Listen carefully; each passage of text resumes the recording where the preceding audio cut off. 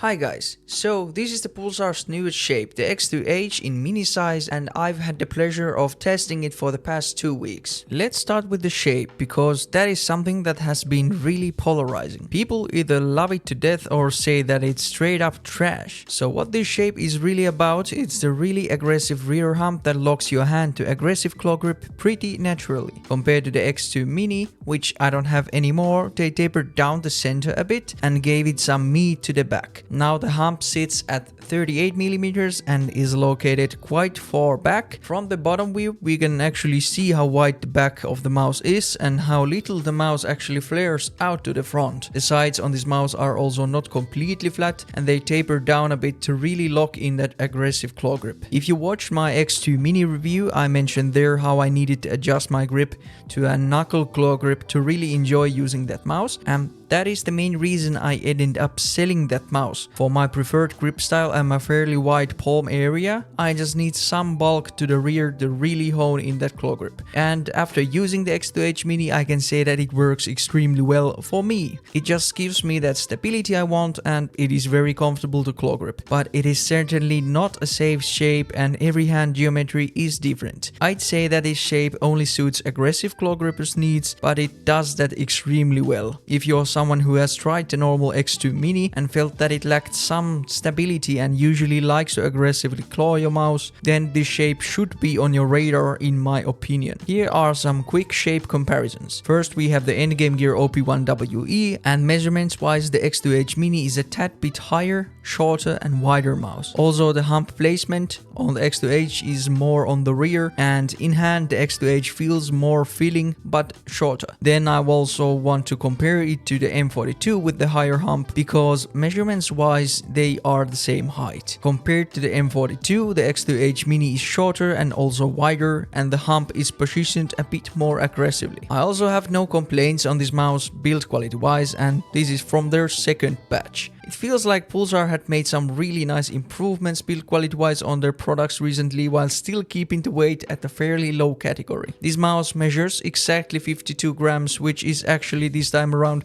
the same as on the box, which is great to see. I remember that on the X2 Mini Boardsy model the weight on the box was actually totally different from the actual weight of the mouse, which was a bit sketchy. But yeah, I was really surprised how solid this mouse feels. It is very sturdy and there is no creaking or flexing whatsoever. The main buttons are also very solid on my unit, with minimal side-to-side wobble. Another improvement they have made is the coating, which is now the same as on the special editions like the boards version that I had, and it feels and performs amazing. It's a bit slippery when gripping with the dry hand, but right after my hand gets some moisture it becomes really grippy. And I'm glad to say that the white has actually stayed white, which is also not always the case. The main clicks they now use are optical switches from Russia, and the implementations feels okay. I would prefer them to be a tiny bit more tactile, but that might just be that I've gotten used to the GPX2 opticals lately. Out of all the mice I have with optical switches, the implementation feels the lightest with the most amount of post travel. Luckily the pre-travel is really minimal, which is the aspect I found usually the most irritating. All in all, they perform great in aim training and in games. The side buttons are also very nice for my use cases, and I find their position to be super comfortable for me. They are fairly tactile, they protrude a good amount from the shell, and they work nicely. Another big improvement, at least in my eyes, is the scroll wheel. Pulsar announced in the summer that they have been working to develop their own encoder, the Pulsar Blue, and I can say it feels amazing, at least in Apex, where a good scroll wheel is a must if you ever plan on tap strafing. It is very smooth and light to scroll, but it still has very clear notches. Another scroll wheel related improvement they did is structural. They added this extra support rod to prevent the scroll wheel from moving sideways, and it seems to work, and overall the scroll wheel feels very solid. So nice improvements overall. Then let's talk about their 4K polling performances a bit. Compared to my wired control unit, the motion delays I measured were -0 0.3 milliseconds in 4K polling, minus 0.1 milliseconds in 2K, and plus 1 milliseconds in 1K polling. Motion sync seemed to really affect only the motion delay in 1K polling, and without it enabled I got around plus 0.5 milliseconds with 1K polling. There was maybe some difference in higher polling rates, but also the difference was so minor that they fall in the margin of error. So all in all, a very solid 4K performance that is comparable to Lamsu's implementation. The more pricier high polling implementations have an edge, but the difference is something that you surely won't notice in real use. The polling rate is also very stable on this mouse, and all around the graphs I can get with this mouse are super consistent without any noticeable outliers. So also, performance-wise, the mouse is great. To achieve the 4K polling, you need to purchase this additional dongle for around $20. The dongle itself looks pretty nice and has this pretty clean blue light going on, which is something that I rarely say about any RGB light. You can also turn the light off by holding the front side button, the middle click and the right button down for around 5 seconds.